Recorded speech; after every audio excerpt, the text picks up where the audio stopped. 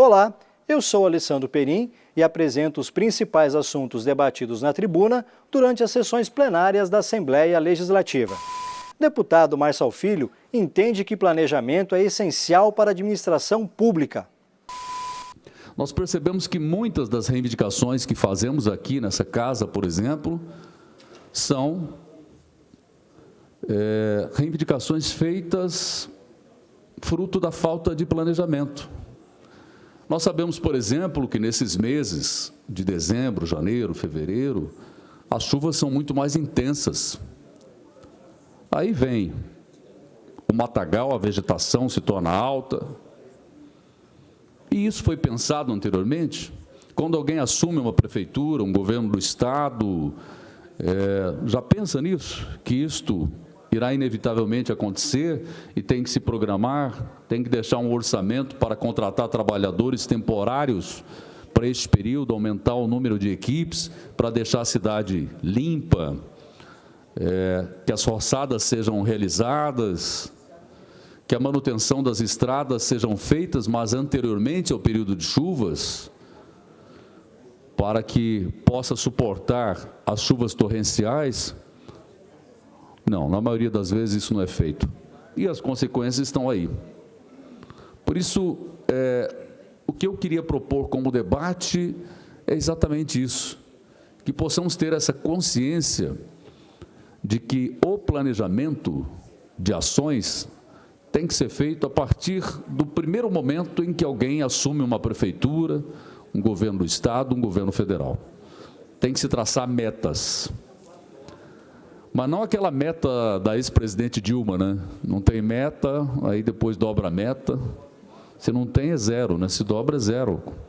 Não, tem que ter metas realistas que possam verdadeiramente ser implementadas. Mas há que se fazer isso. Tem que ter um planejamento. Nós vemos isso na área da saúde, que é, sem dúvida, o maior problema que o nosso país tem. Qualquer pesquisa realizada em qualquer cidade, estado do nosso país, as pessoas vão falar que o principal problema é a questão do atendimento na saúde pública.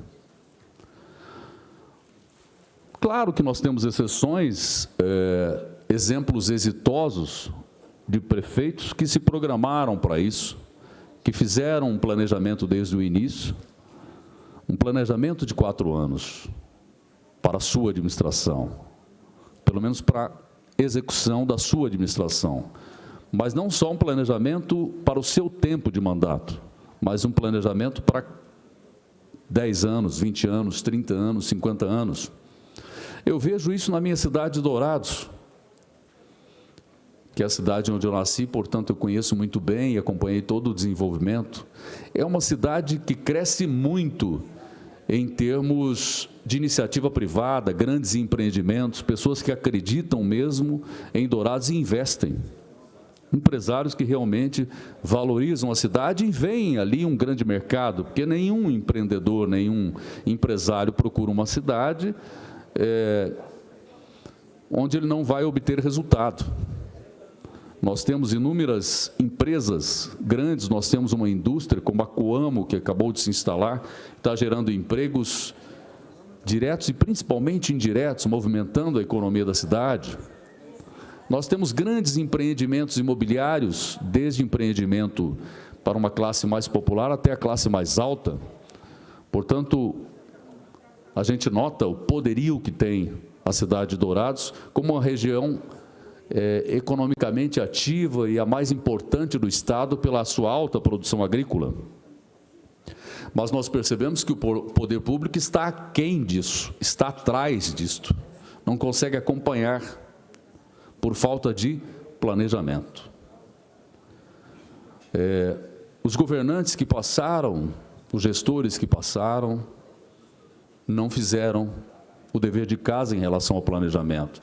Ou muitos que tentaram, mas não conseguiram, porque há também o problema da interrupção daquele projeto, daquele planejamento.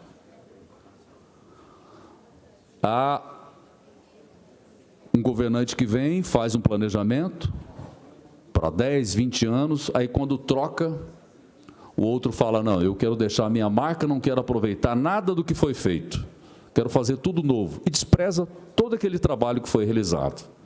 E nós temos aí um problema de solução de continuidade. Queria fazer uma parte para chamar a atenção até já da sociedade para o que nós vamos viver nesse ano, que é os discursos, normalmente, que são populistas e que é o discurso eleitoral do resolve tudo, mas não conhece o que é uma administração. Nós vivemos aí o ano de 2019, já de um novo governo, que infelizmente não conseguiu ainda fazer, apesar do noticiário, não conseguiu ainda fazer o dever de casa. E qual que é o dever de casa para qualquer administração pública? Receita maior do que despesa. Nós continuamos na administração pública de maneira geral, município, estado e União. Continua crescente cada vez mais a despesa e continua cada vez mais um grande debate sobre a diminuição da receita. Ninguém aguenta pagar mais tributos, isso é verdade. Mas, se não tiver o tributo, não tem serviço público. É dose, hein? Não é brincadeira, não. A pessoa se deparar com impostos e mais impostos e verificar que nem o básico do serviço público está sendo oferecido. Aí a pessoa se pergunta, para onde está indo o meu imposto?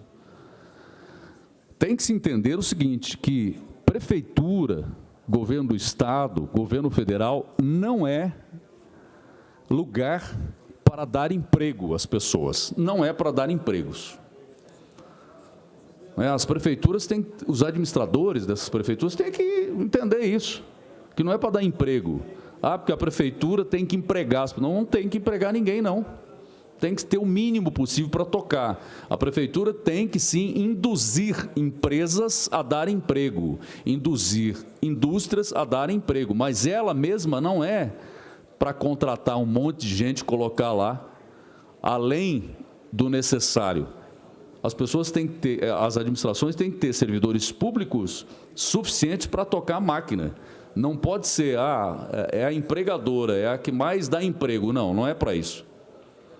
A administração pública não é para isso.